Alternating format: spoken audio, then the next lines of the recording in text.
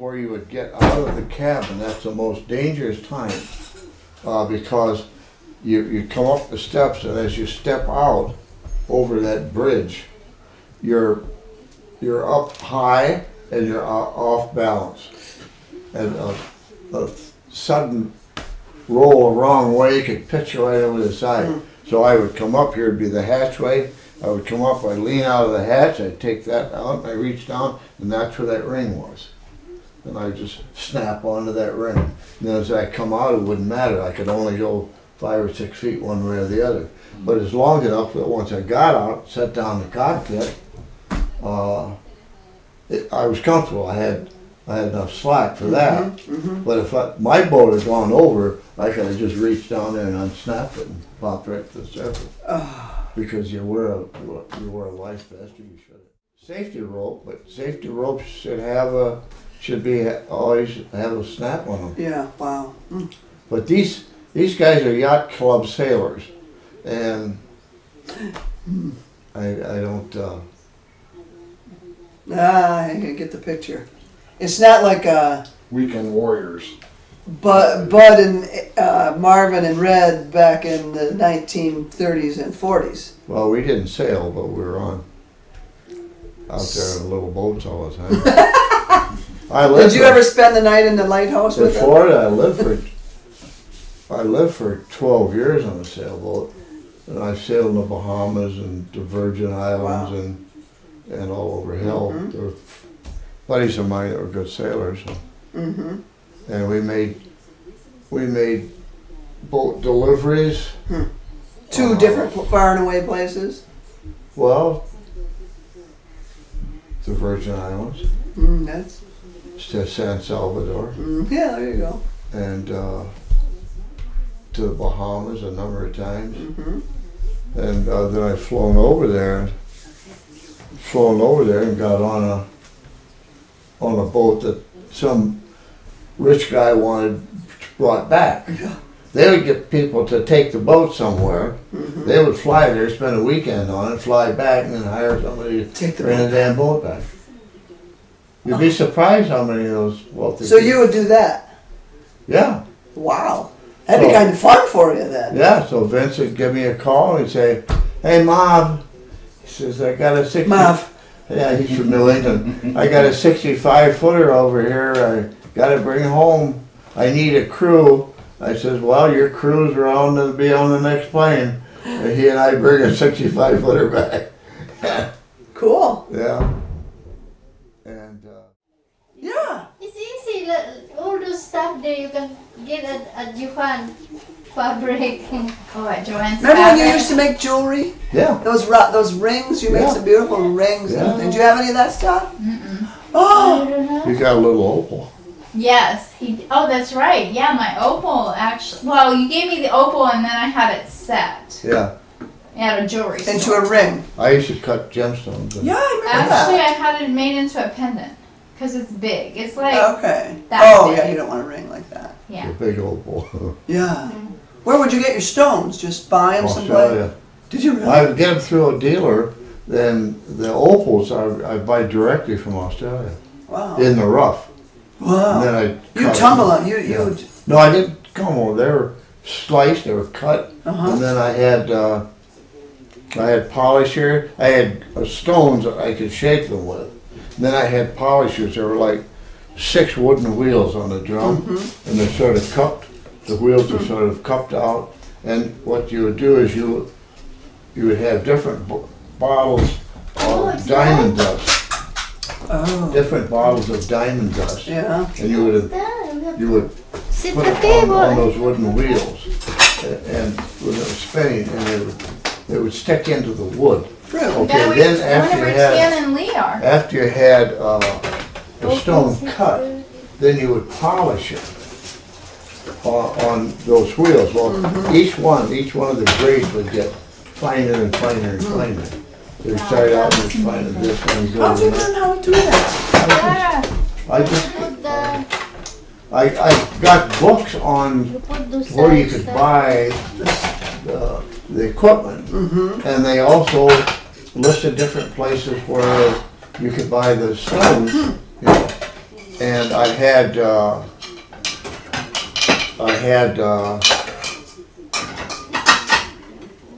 had some Mexican opals. I had fire agates. Wow. They're one of the most beautiful stones. Really? What color is I the should fire have got agate? one. I'll try to find one before you go. I had a box. Brown or? If I can find the box. It's with your poem. Yeah. the stone was sort of almost a mahogany color, but then it would have flashes down in it of gold color, different colors in it. But it was one of the hardest stones I ever cut, Really? and you would ruin your wheels. Really? Grinders. Wow, You'd but- ruin your grinders cutting Oh. it. And then I had something even harder that I used to straighten my grinding wheels out with, take the grooves out of Yeah. it with. Yeah, I had it wasn't a gem quality, but it was a ruby. It was that big Oh, around, wow. the size of a golf ball. Sheesh. And that was even harder than that gem agate. And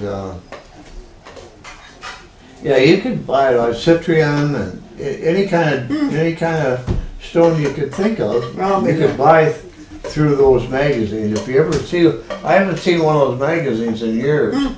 But I remember you used to go down to a Lansing or something. There was a rock shop or something you used to well, if stop you went in to a there. rock shop, they would probably, that magazine's probably still published. Yeah.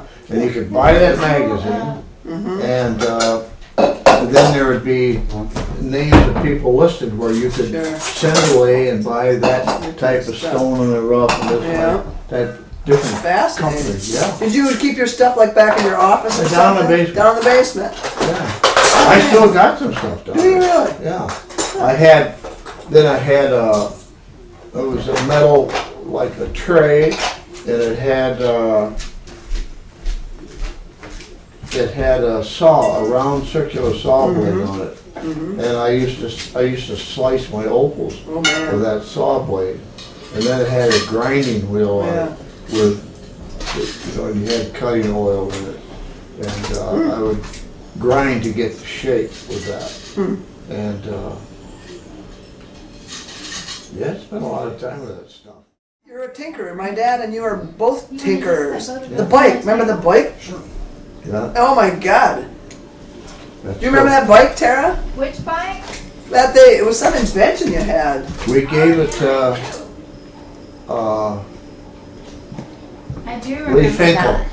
Leap, yeah. Yeah, Ken Kelly and I built that. Ken Kelly. We built it out here in the backyard, and we drew it out full scale. Okay, maybe just And then get one with of the those lower towels. tube where it comes down and bends like that, we took the tube and I heated it with a torch.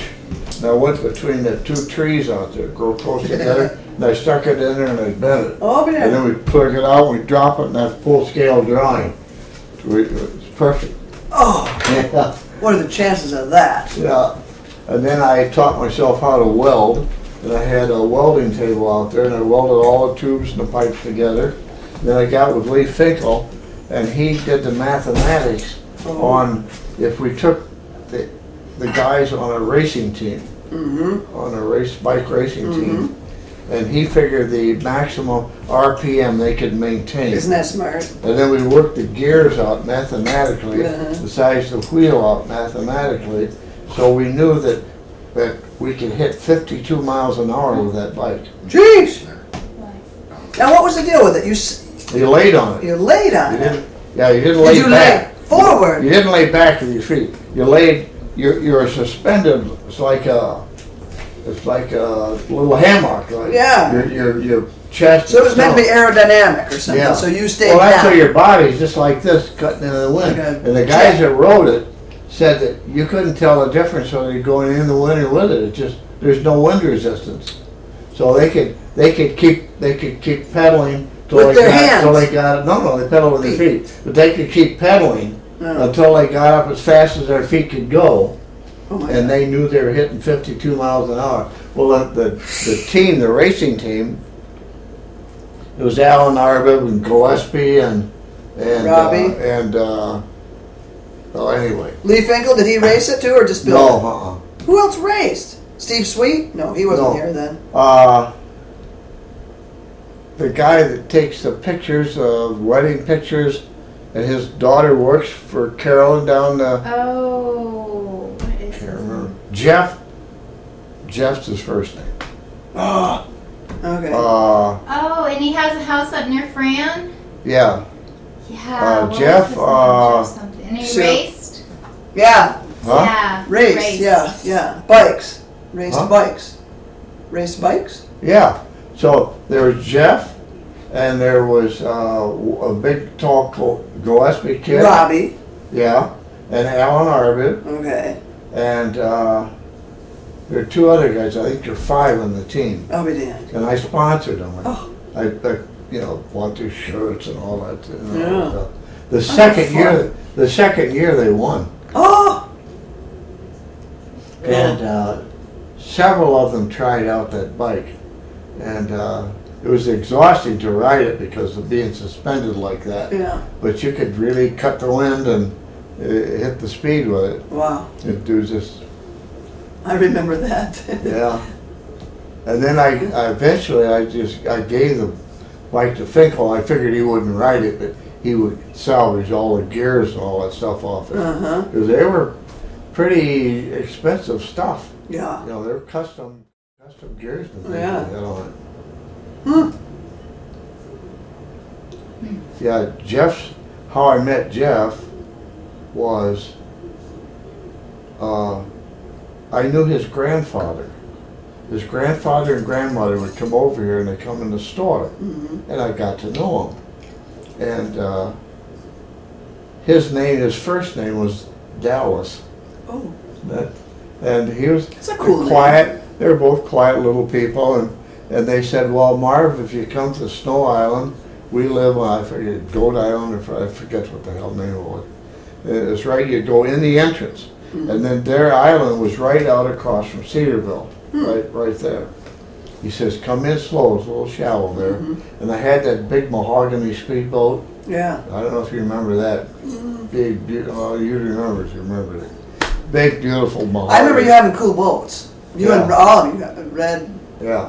cool So- wooden boats. I would go over there and tie up at his dock on his private island. And then he had 2 cabins there, and he would take me through the island as he had his paths that went all through the island, Wow. his nature walk. how And cute. he would never trim them up. He wanted them to stay as like they were, as much as undisturbed. And then, so through the grandfather, I met the father. Through the father, I met Jeff. Oh, be darned. Okay. Huh? Yeah. Good shape. Yeah, no doubt. Did you ever get in on any of those bobsled races when the guys were younger? Dad was asking me how Jackie Welcher was doing because apparently he had some lung cancer or something that he had removed. So I jumped on Facebook and asked him how he was doing, and well, he was fine and he was recovered and he was good. But Mary Denny Plunkett jumped on there and said something. Oh, I hope you're doing well. Remember the bobsled races we used to have and blah blah blah and then the stories. Jackie used to tell stories. He said and. Then Alice Blaswick jumped on. Oh yeah, I remember the bobsleds, and everyone had a team. Then that's what made me think of it when you're talking these teams. And Dad was saying too about how they made the blades that were diamond shaped, and they'd start up at the top of the Fort Hill, and down they'd come in between the Chippewa and the Coast Guard station. They go out on the ice. It must have been hitting 70 Yeah. miles an hour when they hit that ice. I don't know how the hell he got it stopped. Oh, no kidding. Did you Yeah. see him do that? No, You weren't here then. I wasn't there in the winters then at that time. Okay. I stayed up here in the winters before I went in the Army, and I stayed up here a year or 2 after I was in the Army. And then Christy and I stayed up here for 3 years Yeah. when we were first married. All right. Enough of that, eh? Huh? Enough of that. All right. Come on, dear. I remember this table from years and years ago. Now, this is nice. That Yeah. still things are the same. I love it. We got a couple more boards to lengthen it. Yeah? To further make it even up. longer than this, eh? Huh? This Oh, must yeah. have been the actual table that the apostles sat at. Yeah. You know how I already said it? He was right about there. Yes, Yeah. yes. He was right about there. You know, there was actually 13 of them. There was. Yeah. Who do you think took the picture? Tian. You can sit there. Tian! Party started. Sissy! Sissy! She's on the phone. Everybody's got to have a phone stuck to their head. Hi. How you doing? Good. Oh, here she is. All right. Well, I'll talk to you later. Yeah. Love you too. Bye. Here. Oh, I forgot. It's still there.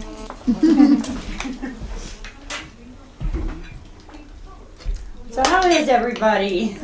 How are you? Good. Nice to see Good to you. see you too. Thank you. It's been a while. Yes, it has. Yeah. Yep, down the old Mustang. Yeah. We had all the sisters got together. Yep, that was fun. Great. Yeah. And impromptu, I'm glad we ran into you. Yeah, I was was so really cool. lucky. It just happened to be just about lunchtime. Yep, it was meant to be. Yes, it was. Penny, who hasn't been over here in, 20 years, and happens to run into you on the Mustang Hill. Yeah. That was really cool. It was Yeah. meant to be. Yeah, I usually see you and Penny in the mall down in Traverse City. Right, oh yeah. Yeah. That's funny, that's true, that did happen. Yeah. You better get eating, girlfriend. Oh, I'm not gonna eat. I gotta cook for my husband when I get home. So. Just How take can you turn the it food, down? Tian. That's all right. There's so much food. Yeah. Please take him something. I don't know how you can not. Yeah. You like this?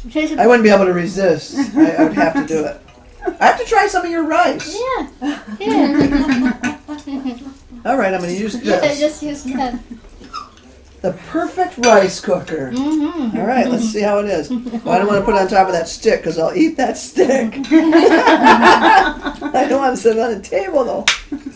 What?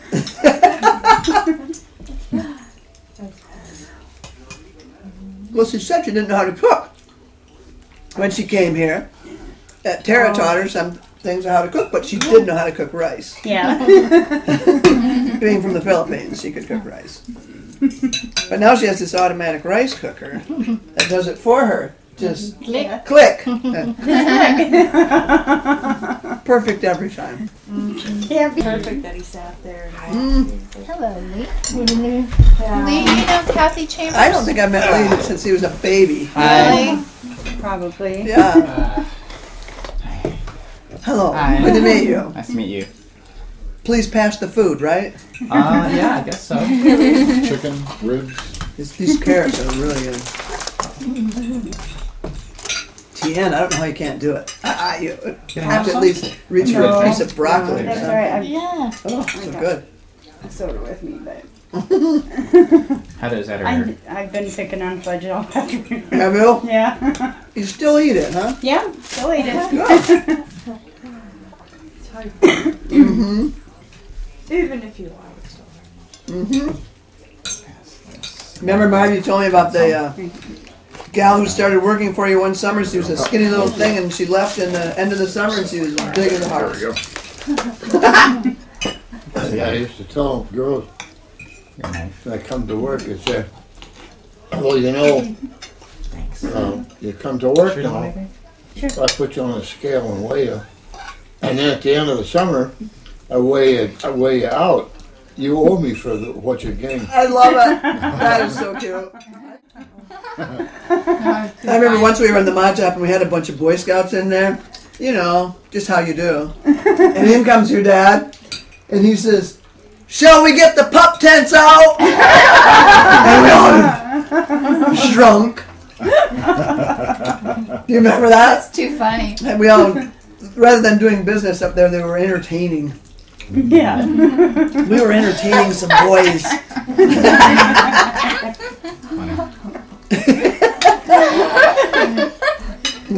Gosh. Or we'd have to Back then leave. it was Usually like we watched you. terrible. Usually we could see you coming. Run! Here he comes! But then you got wise. And you sneak up on us. And you Sneak come up through the on fudge store then. And in that back door. Busted. Remember that? Were you involved in any of that shenanigans? I don't think so. Oh, I bet you were. I don't think you were into the Boy Scout thing with us. I We were wasn't. always No, up in you Boy guys Scout were ranks. totally into We're it. just New dude every week. yeah, I want to meet somebody new, somebody new to talk to. Didn't like these island boys. Just No. want to talk to them or hang out with That's them. right. We want some fresh stuff. Yeah, about as fresh as you got us. Yeah, Boy Scouts. We'd ride our ponies up there. Look at trying to show up. Hello, boys.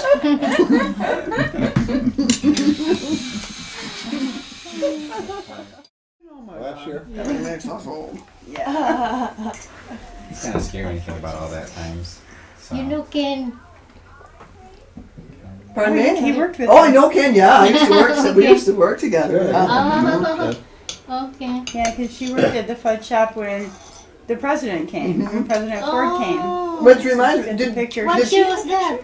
In That would have been 73, 70. What was it? 73, I think. 75. 75. 75. Okay. 75. Which I think Heather sent me the picture. Yeah, I wanted it's a still copy up of there. the picture, and she did email it to I me. did. have it. I scanned. Did all you of do the- that?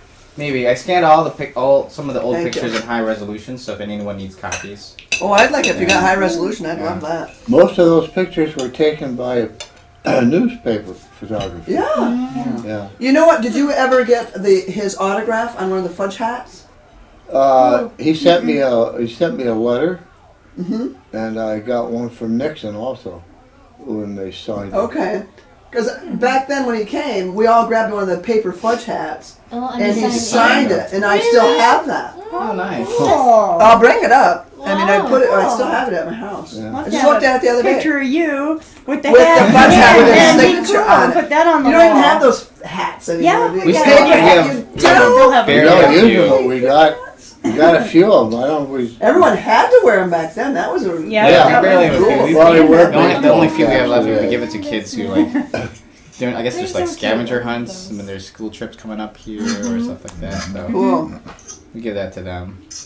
Oh, When that was people ask cool. for T-shirts, like here's a hat. Ah, that's cool. Yeah. Yeah, free advertising. I told them as Right. long as you wear And it then while they're you're on the not island. buying it. You know, then they don't have You to can go have buy his a shirt or a hat Right. or something, you know, and Right.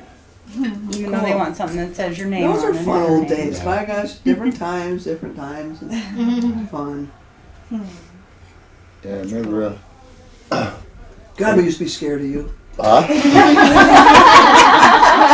No wonder the long stairs everywhere. I had a little figure about that high. It was a chicken or some goddamn thing with a little. I said, when I get ready to leave the store, I remember I had a girl from Cedarville working in there. And I got ready to leave the store. I says, I'm not going to be here, but I don't want you to slow up. I want you to keep right on working. You see this old chicken? I'm going to leave him right here on this shelf. He's going to keep his eye on you. Things like that. Yeah. You know what? We always said, She Marv believed it. never yelled at you. No, never even raised his voice. Never raised his voice. So you never knew what he knew. And he knew a lot. So you didn't know if you were busted or not. Because if you were busted, he wouldn't yell at you. And if you weren't busted, he wouldn't yell at you. So you just never knew. I remember getting in a bind down in Florida one time. You and I went out and we got ourselves in some trouble. Yeah. I took off with some fella who I had no idea who he was. I was 16 years old. Oh my goodness. And I went to the beach with this fella, and I was afraid of him. But I couldn't leave him because I was afraid that something would happen. So I waited for him to pass out on the beach, and I took off. And I went to find the nearest phone, wherever that was. And I called you. Do you remember that? I called you, and you said, "Where are you?" And I said, "I have no idea." He says, "Well, just dangle the phone down, walk out, and find a street sign and tell me the name of the street you're at." So I did that, and it's like 6 in the morning. The sun just came up, and I am looking for, I'm at And okay. So I went back to the phone and I told him I'm at Dustin. He said, "Stay right there. I'll be right there." And I thought, I'm in so much trouble. I can might as well. I can just say goodbye to the world. It's over. But I knew I needed to get out of this mess. But it's the only way I could get out of this mess was die. So here he comes, and I think, okay, I'm gonna face the music here. I get in the car, and you never said a thing to me. You said nothing to me. I know that hurts more. I was sweating bullets. And you never said anything ever in our life ever again. You never said a thing. And I thought he's going to call my dad. I'm going to get beaten when I get home. Oh, you never said anything ever to me again. You never. I said it right now. That was the end of it. That was the end of it. Yeah. But I tell you what, I never do that again.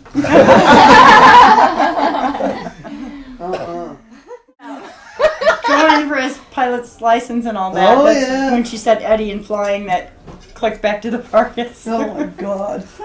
But he was a cool dad. I hope he was I'm sure he was as cool as a dad for you too. Dad rocks. Dad rocks. You do rock. You rock. Yeah. Dad always goes, I'm cool. That's why we go like this. Too. Yeah. Well, I remember where that came from. We started doing Yeah. that years ago. Years ago. Yeah. Did you finish your rice? You did finish it. That's whatever it is that you cook with. Oh yeah, I don't use that. I've got a smoker also. I haven't used it this summer. You need a minimum of 5.5 hours to Oh my. get the meat falling off the bone. So you need to you pretty much take up your whole afternoon. You only got one a week. You don't feel like staying in one spot in the yard. Yeah, right. I don't mind an hour and a half, or so to barbecue or to grill. Yeah. With the barbecue, that can take 7-8 hours for Sure. some of that stuff. I see you have your own cabinet out there for barbecuing. Yeah, Nobody's supposed to touch. right. That's your private. Except there's goldfish in there. I see a bag of Oh, I goldfish. think that's That's for the Oh, barbecue. you gotta vary your diet, I thought maybe you did wrap that in foil and made broiled fish or grilled fish or something. Make a matzo ball. Like a matzo ball. Yeah. Before I'm retired. Well, I don't want to be 74. Oh, no. You want to live 100? If you're gonna be healthy and live to 100, I wouldn't mind that. You can still run a marathon. Yeah, if you could still be healthy. Yeah. But, yeah. You can still tip the glass a You little know bit. Mrs. Dowd? I do. Isn't she wonderful? Yeah, she's 89, 90. 90. Oh, 90? Wow. Didn't we go to her 90th birthday last summer at the Grand Hotel? Oh. I Jeanette. Go. Jeanette, Yeah. Yeah. yeah, I think she's 91. Yes, So or- 90. I think 91 this summer. Oh, God. Wow. She used to babysit my dad. Oh, are you kidding? Uh-huh. Oh my gosh. Huh. Yeah. This- Babysit. Wow. Margaret, when she was 16 or 17, worked for me in a fudge shop. Did she? Mhm. Oh, my She, God. she used to get so pissed off because every time her mom would be around, her mom would say, Mrs. May taught Margaret everything she knows. Margaret, you can just hear her pissed off. Oh. Funny. Yeah, she worked there because she had worked with her mom out at the Arch Rock. Arch Rock. And with Willard, remember Willard? Yes, I do. Yeah. Remember Willard. So she had worked out there. Well, then she worked for us part-time on close to the end of a season. And then she started working in there the next year, and her mom didn't want her. She wanted her out there because they were busy enough where they needed her, I guess. Sure. So that was, Huh. Remember those shops out there at Arch Rock when we were kids? There's Yeah. nothing out there now. no. Is there? There's no I shop. haven't even been The shops, around well, I've been there. gone for years. Years Wow, and I years. thought Yeah. There's a Cannonball was restroom. still There. Yeah. Cannonball, that could be Cannonball out at, Run. that's at British Landing. Oh, Arch Rider.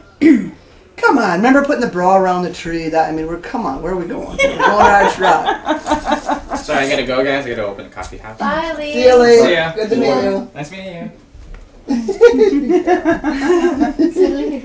Yeah, Cannonball now, you can get all kind of food and stuff there, that stand they've got. If you'd have told you back then, when even any of us, that you'd be paying $1.50 for a bottle of water, wouldn't you have said you're crazy? yeah. Pay for water now, I you think believe? they're Yeah, crazy I now. Oh, it's Really? astounding, isn't it? I think you're crazy now. I do too. That bottle of water you pay $1.40 for, if you pull it out of the tap, it costs you 1 cent. Yeah, and it's better. Some are too. And there's Not no guarantee plastic. that the Yeah. bottled water is safe. That's right. Especially after it sits in that plastic whatever it's in. Yeah, the plastic bottle starts leaching into the water, and Yeah. you're not drinking anything that's really much. Water used to be something you just was a given. Yeah, it was like air. It was Right. there. And we used to be able to drink water out of Brown's Brook or drink it out of the lake. Yeah. Just Never go get, if worried you want, you're about thirsty, just go to the lake and get a antibacterials. drink.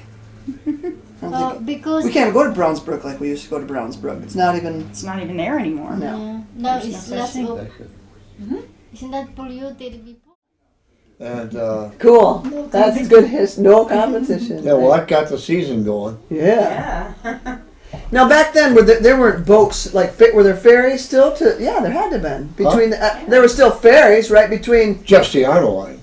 at Mackinac or between Yeah. St. Agnes and what was there one in Mackinac City too? Both ways. Yeah.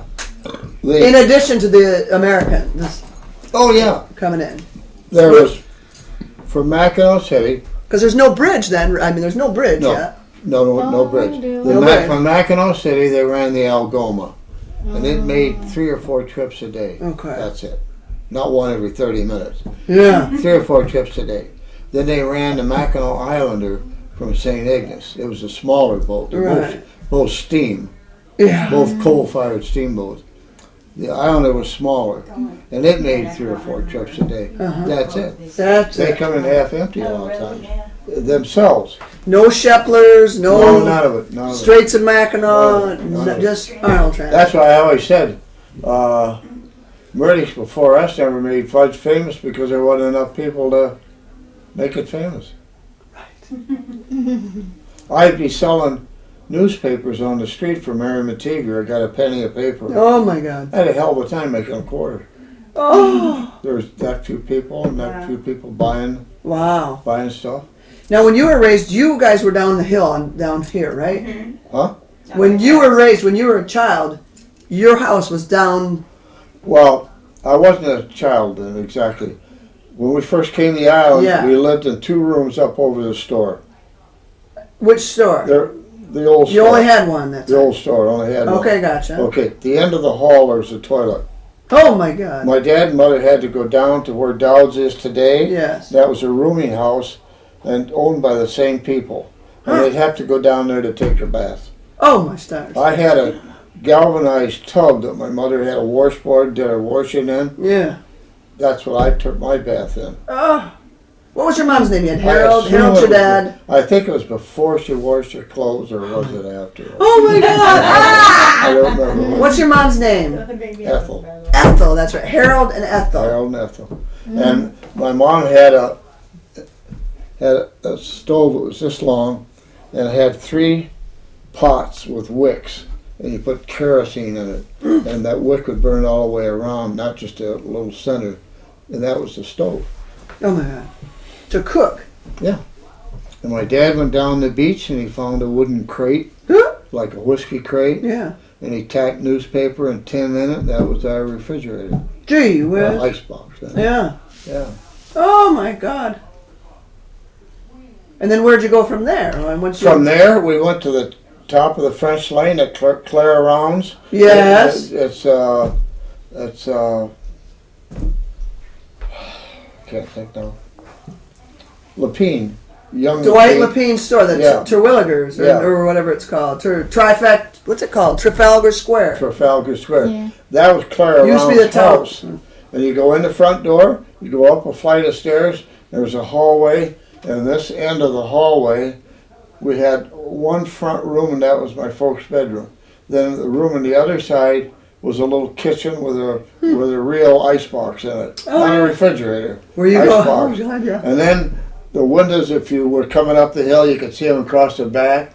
Well, that was the windows to that kitchen and what served as the living room. And then there was another little bedroom there, and that was mine. Oh. And I'd go down to dock with a little wagon and a gunny sack. And I'd get a 50-pound block of ice. Nice. I'd get it to the stairs. I wrapped the bag around it so it wasn't slippery. Yeah, right. And so I didn't freeze my hands. Right on. And then I'd lug that 50-pound block of ice upstairs. You know, I was only about that big. Oh. I'd get that ice up there, open up the ice box, the top, they were top loading. Open that up, get that 50-pound block of ice in there. And that you had to do that about every 3 days or 4 days, something like that. Isn't that something? Aren't we lucky we don't live in I mean, that's Yeah. different times. And Wow. then when my mother got the house that you remember down the hill Yes, yeah, right. here, I was 19 years old. We lived from Clara Rounds. We lived in a little house behind Mrs. Bogan's, down the boardwalk. Okay, I can remember back then how they repaired things on the door to the bedroom. They'd taken and he put a long bolt through a spool. You know, a spool that you have thread on. Yes. A wooden spool. Yeah, right. That was the doorknob. We closed it up. The pipe would get to leak in the kitchen or bathroom or something. The water pipe. He'd come over. He'd turn the main water off outdoors. He'd wait till the pipes dried out. He'd put putty around the crack in the pipe. And then he'd wrap tape around it. Then he would paint the tape. And he'd go out and turn the water back on. So Fixed. There. there. Fixed. Good as new. We could have just do it. So Oh. my mom behind Bogan's there. Yeah. She had a little victory garden. It was during World War II. Yeah. And Why did they call them victory gardens? because we were going to win that damn war. So they called it victory garden. Yeah. That's cool. And then when we bought the old Marshall home, nobody lived in it for 8 years. It just sat there. They Okay. couldn't sell it. And my dad, because he grew up during the Depression, he would never borrow. He never financed anything. Sure. He waited till he saved up enough money to buy that house. He walked in there and And that's something. handed him cash, paid for it. Oh, Well, probably $2,000. it was, You know, 1,000. You know, back then, that's a lot of money. yeah, he paid $8,000 for it. That's a lot back then. It was a lot, or 6,000. 6,000. Yeah. If you go up the Mission Hill Uh-huh. to the top of the hill, the first house up there that's got, not the white one, but there's another one right top of the hill with, I think, 4 pillars. Yeah. Beautiful place. Mark Perro took me up there right after World War II. He was a caretaker. Mm-hmm. And we went in it, and all the ceilings, the walls are all wood. They're all tongue and groove, you know. Beautiful workmanship. Big fireplace, beams across the ceiling. And he says, Marv, he says, they want 8,000, but I think if you offered them 6, you could get it. Wow. For a mansion. Oh. Yeah. Then how did you get from over there to this house? Okay. My mom used to walk, and my dad, myself, we'd walk to work every day. We'd come up Mahoney Avenue, and we'd come past here and go on down to the store. And Mrs. Davis was still alive and still living in here, but alone. In this house? Yeah. And she wouldn't let anybody in it. She was kind of paranoid. Oh. And Who is Mrs. Davis? Florence Davis. Did she own a business or something? No, she was one of the Davis sisters, of the Davis that had Club. the grocery store downtown. Yeah, gotcha. But her family's wealth came from her husband, who was a doctor. Oh, okay. Okay. Mom would walk by the house every day. So one day, Mrs. Davis was outdoors, and my mom used to stop and talk to her. Most people didn't; they just ignored her. And so, but my mom would stop and talk with her. And one day she says, "Mrs. May, would you like to buy this house?" It's just that simple. Isn't that? So my mom said to me, she said, well, she says, should I buy that house? And I says, well, what's the reason you want it? You want to buy that house? She says, I just want it. I said, well, shit, that's the best reason there is. So she bought the house. She sold the old house to the Grand Hotel. Okay. They Yeah. still call it the May House. They do, don't Their they? maids stay there. Yeah. They're housekeepers. So where did Mrs. Davis go? Well, the reason she'd wanted to sell it is she got where she couldn't take care of herself because she had arthritis so bad in her hands. Uh-huh. And she has some relatives up here. I never really got to know them, but they took care of her. Okay. And they, I don't know whether she ended up in a home or they took care of her or what. But, and the abstract for this house, back when there used to be soldiers in that fort, to keep people in the army, to have them re-enlist when their enlistment was up. If they were married, they offered them a piece of land on the island. The abstract for this property goes back to a soldier that worked at Fort Oh, McInerney. fascinating. Yeah.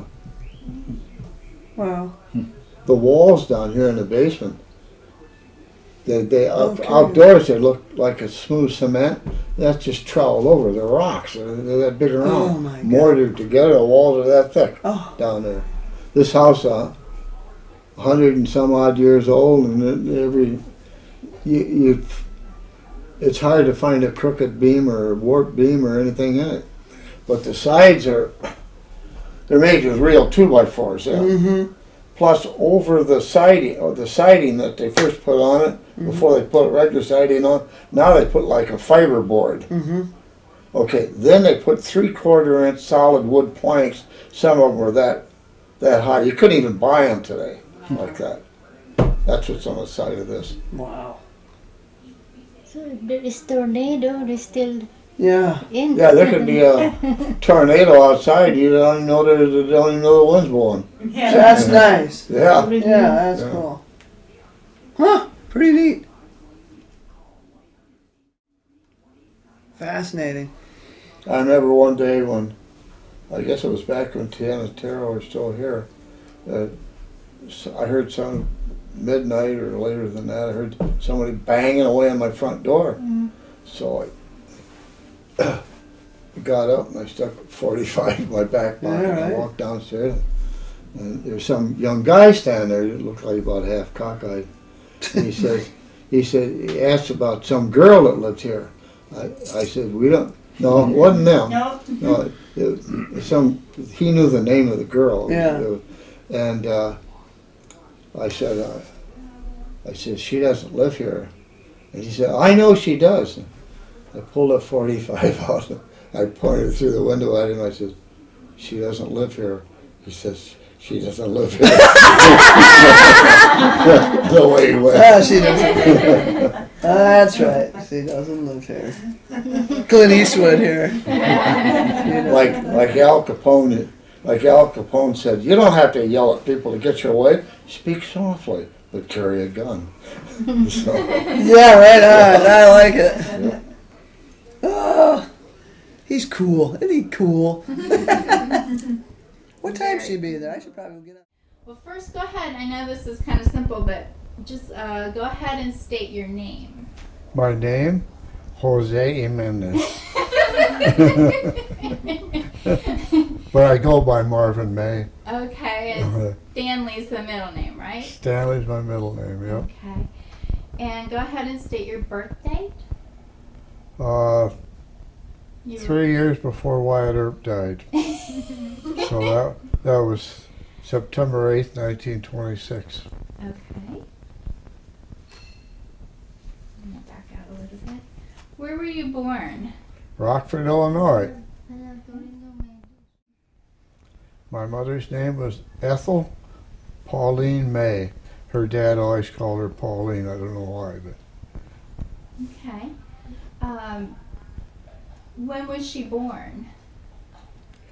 my mom was born in 1898. Do you remember her birthday, by any chance?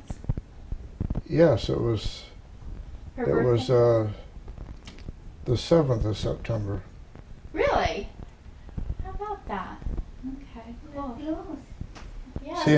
Seeing as how mine is the 8th, that made it easy for me to remember. Okay.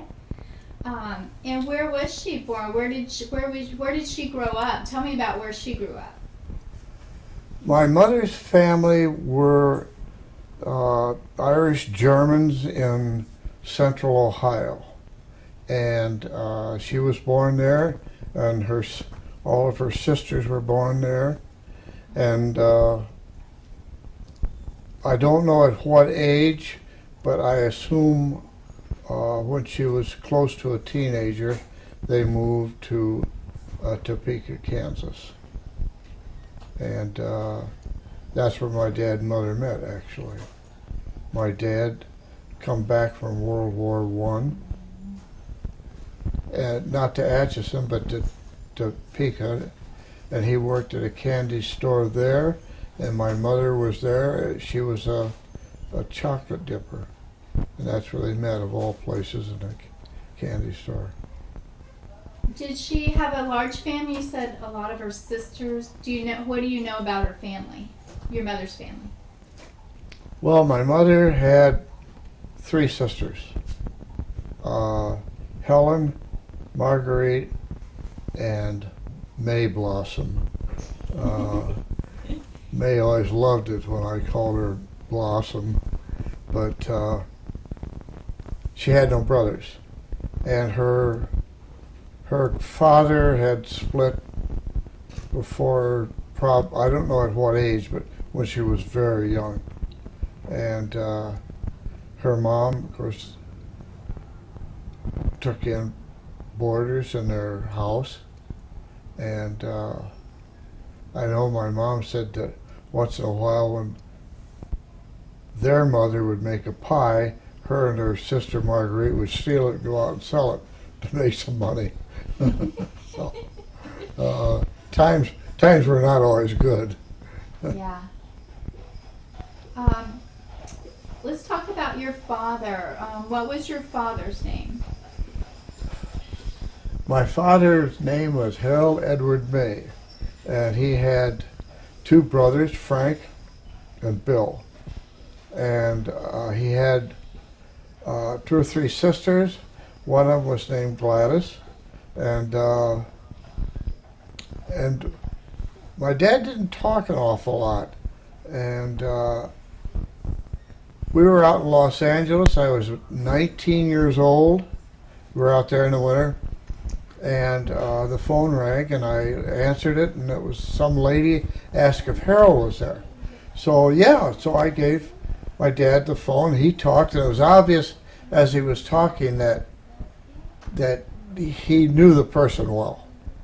So when he got done, I asked Dad, I says, who was that lady? He says, well, that was my youngest sister, Vera. That's the first I ever knew or heard of him having a younger sister named Vera. To make a point, he didn't talk a lot. Uh-huh. He came from a large family. He had a big family with him. Yeah, and then there's my cousin Carl's mother. That was one of my dad's sisters, and Vera, and then my grandfather, my dad's father. He had married several times, and my dad said that he had no idea how many half-brothers and sisters he had, because each time his dad got remarried, he had 4 or 5 kids. And one time my dad showed me a little photograph of a guy doing a handstand on a beach in Havana, Cuba. Now this is back in the 20s, so you had to be a pretty adventurous person in the 20s to be in Havana, Cuba. He said that was my half-brother, Roscoe. And, I never thought much more about it. Well, then in recent years, we've been kind of tracing family back, and we found when they went back to different cities, when they did a survey there, they would put a census, rather. They would do a census. Back then, they would put a census down. They would put the man's name that you'd looked up. They would put his wife's name if he was married. They would list their children, and they would list the ages of all of them, and they would list the man and wife's profession. And of course, my dad was listed as a candy maker. My grandfather was listed as a candy maker, and I don't remember the expression. I wish I did remember the expression they used. They didn't say housewife or homemaker. They had a different term for it. But all that was right on the census. Huh. So they told the name, your age, your family, everybody's age, and I looked down the list, and here is little Roscoe, 2 years old. So that confirmed the relationship. Yeah. Uh-huh. And at that time, see, my parents were Westerners. Most people went west. They went west, God knows when, and then they came east. And to them, coming east was coming east to Kansas. They'd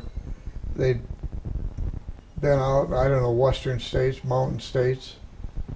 And my great-grandfather lived in the Indian Territory, which became Oklahoma. Then he had migrated north through Kansas to Nebraska. And then they'd migrated from Nebraska down to Kansas. And my grandfather was a sheriff in Atchison, Kansas. And he knew Wyatt Earp. He knew most of the famous of the western sheriffs at the time. What was his name? Do you remember? What was your grandfather's name? I'm trying to think of it now. William. Yeah. Lost it for a minute. His name, my grandfather's name was William. I don't think I ever saw his middle name listed.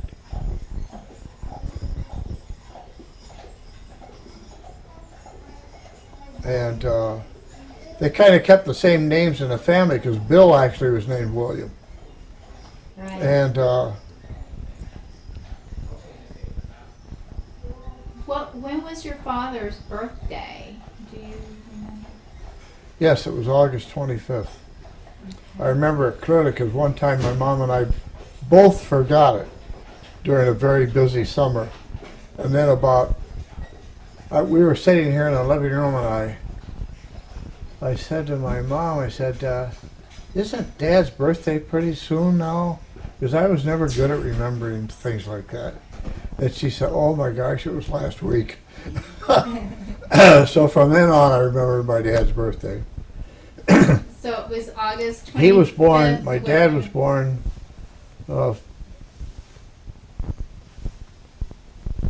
several years before my mother was.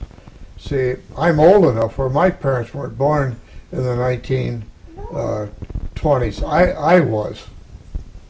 They were born in the 1800s. Right. So when you get to my age, then the age of the average father of today is 30, 40 years younger than I am. Mm-hmm. Which means the average grandfather would have been born in the 20s or something, or 30s, or not the 1800s like mine. Yeah. And we also followed, my daughter Tian followed, or Heather rather, followed our family back, trying to trace our family history back. And on one side of the family, we just hit a blank wall. We can't seem to go back very far. But on my father's,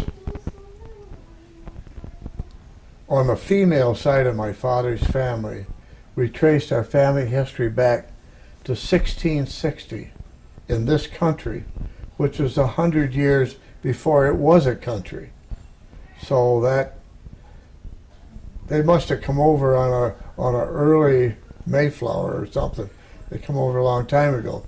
And if you come forward on it, my great-great-grandfather's wife was named Boone, and we traced her lineage on back, and she was a great-granddaughter or something of Daniel Boone. Mm-hmm. So it's not such a big deal because Daniel Boone got married a number of times and had a lot of kids each time. And I imagine there's at least 1 million people in the Boone family that are still related to.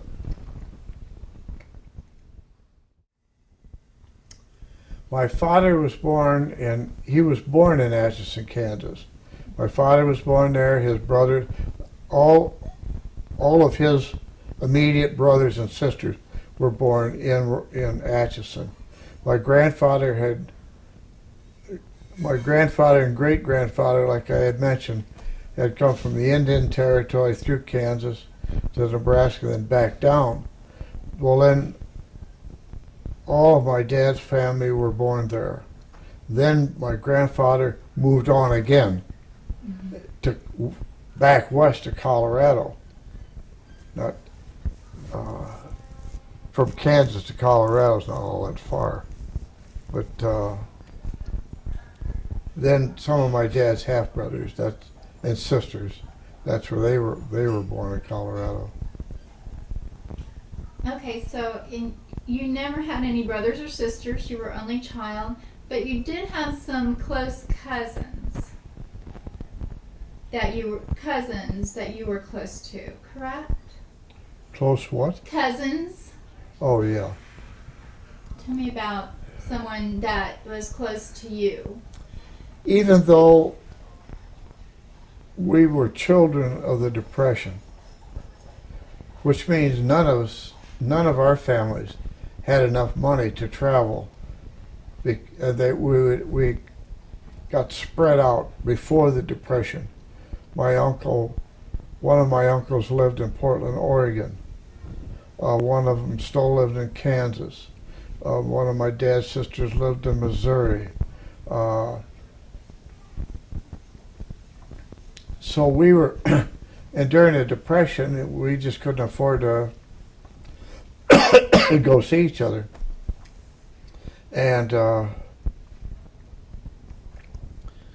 but I was born in Rockford, Illinois, and my dad's brother, Bill, came to work in Rockford with my dad as his helper. Well, then my dad moved on. We moved to Okmulgee, Oklahoma. And Bill stayed there. So his whole family, Bill's family, grew up there. Well, every so often, that's not too far from Michigan. So every so often, we would go see them, or they would come to the island to see us. Or later on, when my dad, mother, and I started going to LA in the winter after World War II, when we could drive, we would always go through Rockford. So I knew Cousin Bob and Cousin Russell fairly well.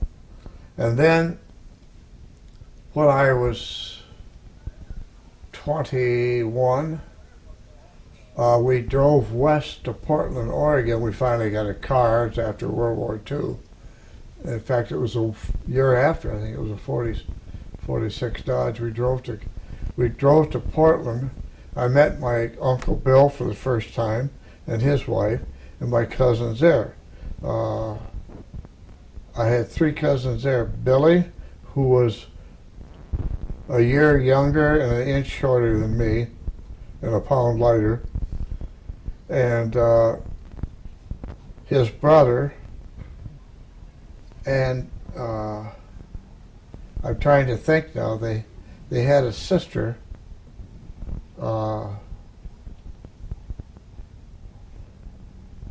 can't remember her name. So I went back the following winter, and I spent most of the winter there in Portland. I spent 4 months there. And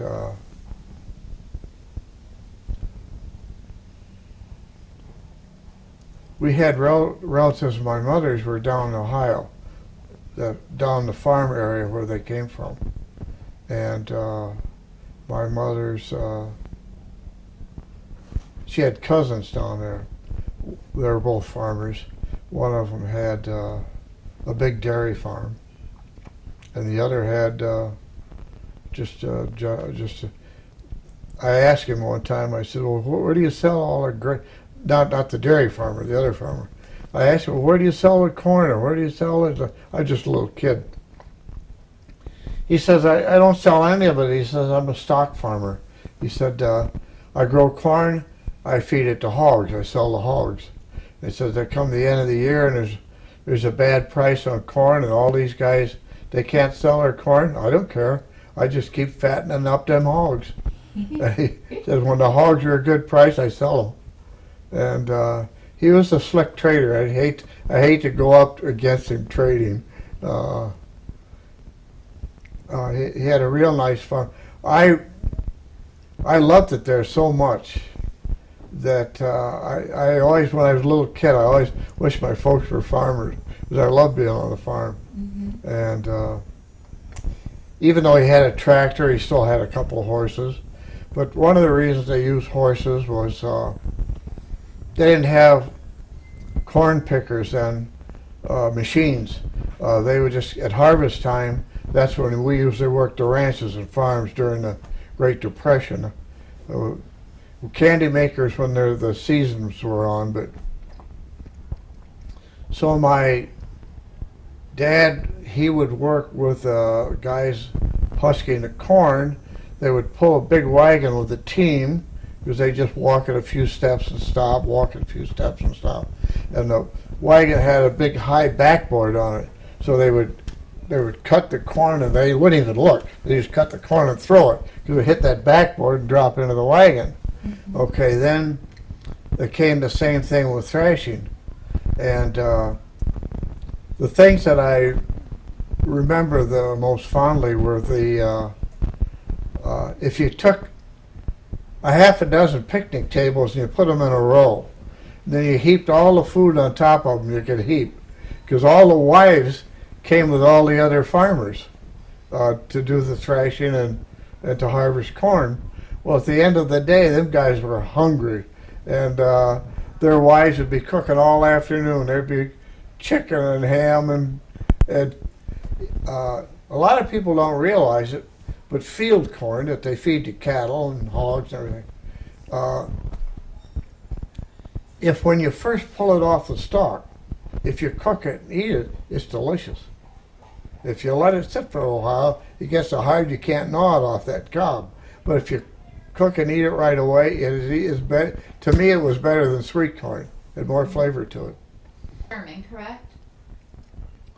My mother's father was born and raised in Ireland. His name, he always told us his name was Patrick Emmett Travers. But I looked at my mother's birth certificate and it was Martin Travers. But Martin is a very common name. You think Patrick would be, but actually Martin is a very common Irish name. Mm-hmm. And my mother's mother, so he was pure Irish. Then my mother's mother, her grandparents were Germans, and they came here probably I don't know if it was before or after World War I, but they came here, and that section of Ohio was predominantly German. I remember we went to a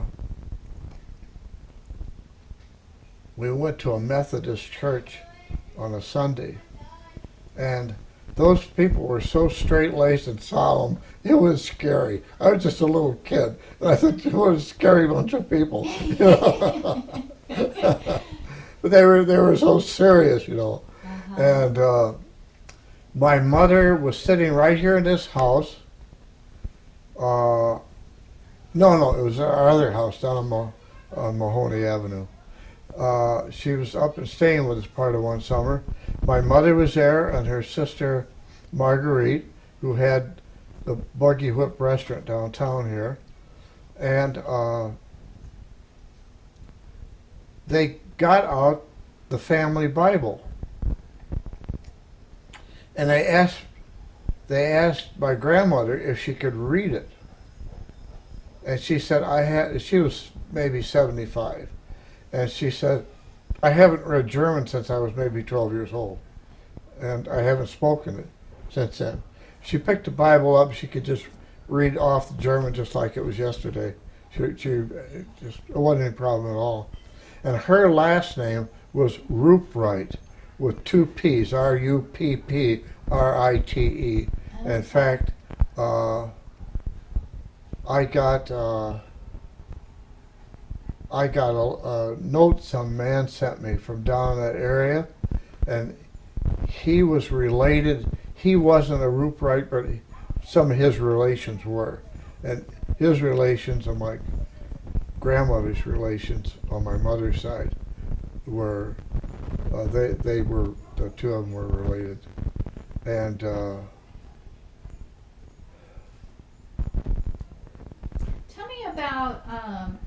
me more about Aunt Marguerite. She had a restaurant, the Buggy Whip, and just kind of. my Aunt Marguerite, they split up too from Kansas. I have pictures of my grandmother and the three daughters standing together in this little town in Kansas when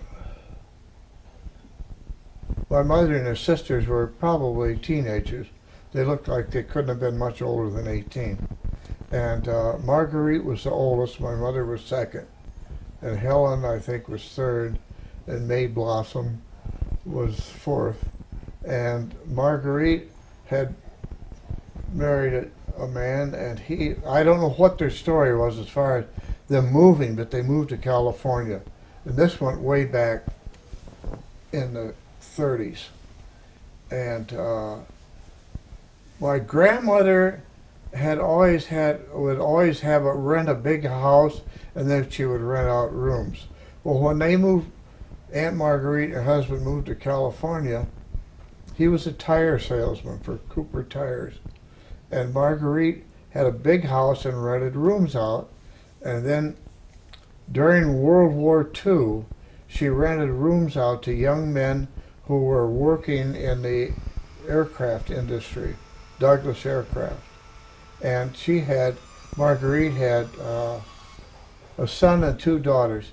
The son was quite a bit older than I was, and he died very young. I don't remember why, or I don't remember if it was an accident or a disease or what, but I never really knew him. But I knew her two daughters quite well. And the youngest one, Dorothy,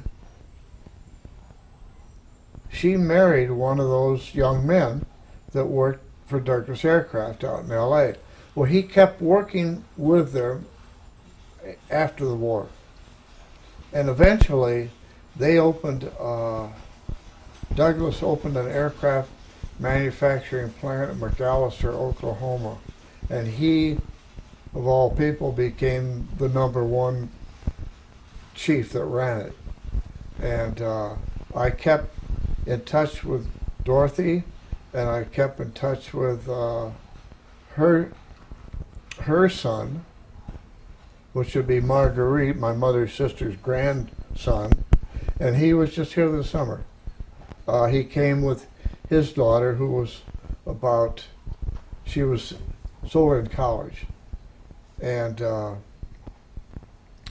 then Marguerite came back here. I don't know, she just got the urge to do it. She came back here and she was able to rent a store downtown, and she opened a Buggy Whip restaurant in it. And she had that restaurant for a number of years. And what kind of food did they serve? Just the restaurant had just a general meal. Mm-hmm. And in fact, Tara, that's where I met your mother. Oh, really? She was working there. Okay. Yeah. I don't think I ever told you that. No, I didn't know that. Yeah, details. And then after my mother passed away, Marguerite didn't want to come back. She'd had the restaurant for 8 years. She was getting up, over 65, and my mom was gone. They were very close. She wouldn't have her to buddy around with anymore. So she decided, a year after my mom passed away, she decided that she wouldn't come back here anymore. And the two ladies that owned the building said, if you ever decide not to renew your lease, we'll probably sell the building because we don't want you. You've been really nice to deal with. We really don't want to go through the hassle anymore. So she said, well, Marvin would probably like to buy it. And Marvin liked to buy it. Marvin bought it. So that's how I got the building. Well, my parents they were both people of very high standards. They were just grassroots people. But they had very, very fine values, very fine standards. I remember in Sandusky, Ohio, during the Depression, the church saved money for, I don't know, a couple of years to buy shingles so they could redo the roof. And my dad was one of the volunteers that got up on a roof and helped roof it. And our entertainment back at that time, my mother and father didn't drink. And they would have a potluck suppers down in the basement of the church. And that was a big social event. And that would be about once a month. And then they had friends that they met at the church, and they would play pinochle or something on a Saturday night at one house or the other. And I remember one place we lived in Sandusky. It was a little old section of town, but it was nice, clean little houses, and it wasn't too far from the railroad track, because I used to walk about a half a mile on that railroad. I'd try to walk on one of the rails all the way, and then I'd cut up a few blocks to where my school was at. And during the Great Depression, there were hobo villages, and what there were is, these weren't drunks or alcoholics or winos. These were guys that were just down on their luck. They didn't have a job. They didn't have an income. They didn't have a family. They didn't have nothing. And they would ride from town to town on freight trains. They'd ride the rods. Literally, there were rods underneath it. If they couldn't get in the car, the boxcar, they'd get underneath and hook their arms and legs over the rods. They'd ride to the next town. And usually they'd get in that town and they'd come around.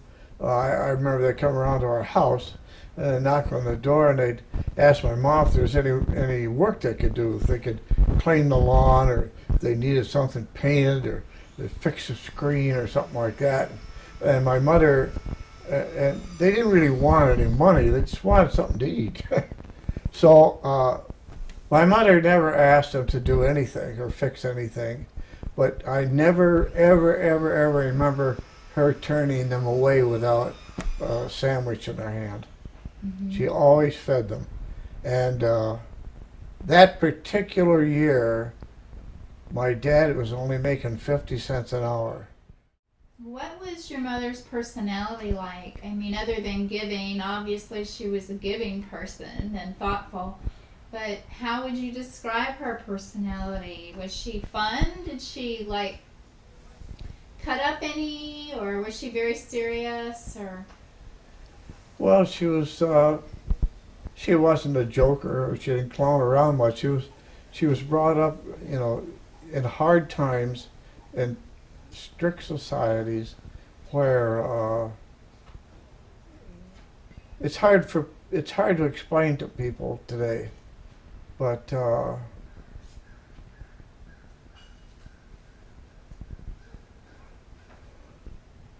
when every day it's up to you to see to it that you're going to end up with a meal at the end of the day, you take life a little more serious than you do today.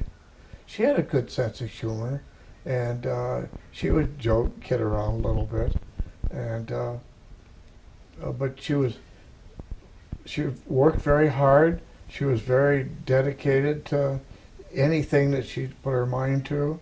She worked very hard at the store. She would go down in the mornings and she would sit there in the dipping room and she would dip chocolates for half a day. Then she'd come home and she'd change clothes. She'd go back and she would clerk all afternoon.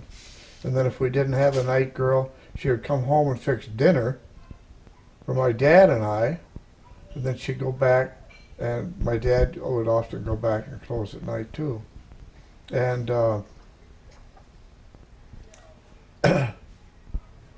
Well, I mentioned that during World War II, we had a little victory garden out in the backyard. She planted that little victory garden. And Tell me again about why they called it a victory garden. because it was during World War II, and everybody was doing what they could to win. And part of having a garden was because it would free up crops to send to the troops.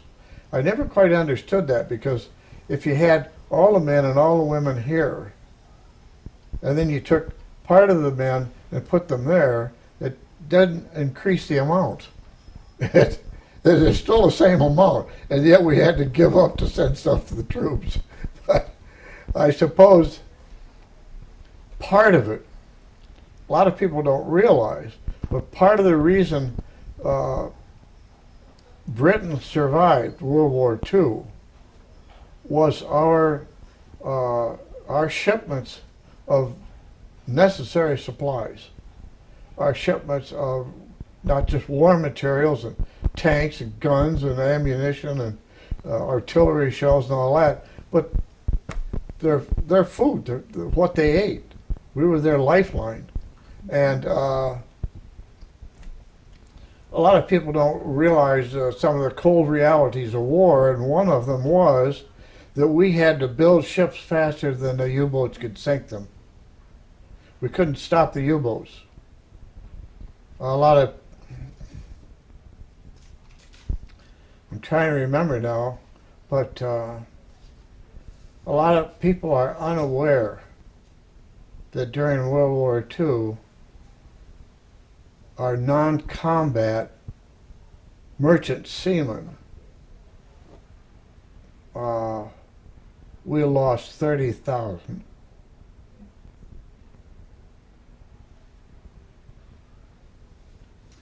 What was, I know your mother had to enjoy cooking, because back then you just didn't go to restaurants, you know, you always cooked at home, but what was one of your favorite dishes that she cooked? I liked everything my mom made except liver and onions. I hated it then, I hate it now. See, it's hereditary. I do not eat liver and onions. And my dad, he was kind of a health food person before there was health food, and he tried to get me to eat some kind of stuff that I never cottoned much to. But she cooked very good roast. We have pot roast. I don't ever remember eating a steak at home. I don't think we could ever afford steak. We had chicken quite a bit. We had pot roast. That was the main meat that we had. We had meat. I don't ever remember eating bacon. But yeah, she cooked really good, and she made, I guess from her Irish heritage, she made one of those vegetable dinners, you know? Like a boiled dinner? Yeah, boiled dinner. Yeah. She'd make a boiled dinner. We would have that at least once every 10 days. And I loved it, and I love it today. Christy fixes it. And so we had a boiled dinner. Part of this is determined by how poor we were, too, you know. And vegetables were pretty cheap. Liver, they give it away. I can understand why nobody would stand the goddamn stuff. But so we'd have a boiled dinner about once every 10 days, and I loved it. And she'd fix a regular Irish stew once in a while, and she fixed casseroles, which I loved them then. I still do. I never got tired of casseroles, and but she made different kinds. There'd be a tuna casserole one time, and different types, and we always had just good healthy eating, nothing fancy. What my mother, what my dad, what my parents, how they influenced me. Mm-hmm. My dad could look at you and he'd never have to say a word, you know what he meant. And I Um, think you're the same way, Dad. I remember one time my dad and I were working in a candy place in California, and there was a room between the retail part up in front and the candy part in back where they made ice cream. And my dad and I started into the room from one end, and this young girl that worked there started into it from the other end, and she slipped and fell down. She was big, tall, I don't know, like high school age, a young girl. Maybe she's 20 or 21. I don't remember that well. And my dad rushed right over and grabbed her and started picking her up. I just sort of stood there and looked, you know. I could see when she fell, she really wasn't hurt, and she was young, you know, and all that. And boy, the look my dad gave me for not being a gentleman and going in and picking that girl up, you'd have to tell me. Yeah. My mom was pretty much the same way. If you did something she thought was improper, she would just look at you. And that's all she had to do. Mm-hmm. My dad and I played pool together quite a bit, and so we had certain times. He wasn't a hunter or fisherman, but he'd grown up in Rockford and playing pool in a pool hall where it was mostly professionals. And I don't think I ever beat him one game. I could beat him at snooker a little bit. There were smaller balls, the pockets were smaller, and his eyes were getting bad. So I could beat him at that. But my dad had very, very high moral standards. I mean, he wasn't a holy roller or anything like that. But he had a very high sense of values. And my mother did too. They were very much alike in that way. And I think that helped shape the better part of my life. I know there are parts of it where I needed a little bit of shaping, and I think the values that they gave me had a great deal to do with some of the better decisions I made on the church or just about anything he did. And I remember one time he and I were walking down the street, and there was a guy there, you know, shoveling the horse manure like they do here all the time. I made some joke about it, and my dad turned to me and he says, "Any work that is honest is honorable." And those things they impress you. Mm-hmm.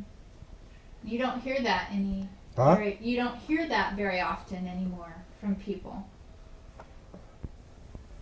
I don't. Our society today is sadly lacking in that. I know I have a little book that Carolyn wanted me to write some things that they're questions and you'd answer just like we are. And she says, the question was, what is the difference in society today than when you was a kid? And I wrote down it's a lot more vulgar. And it is. Yes, it is.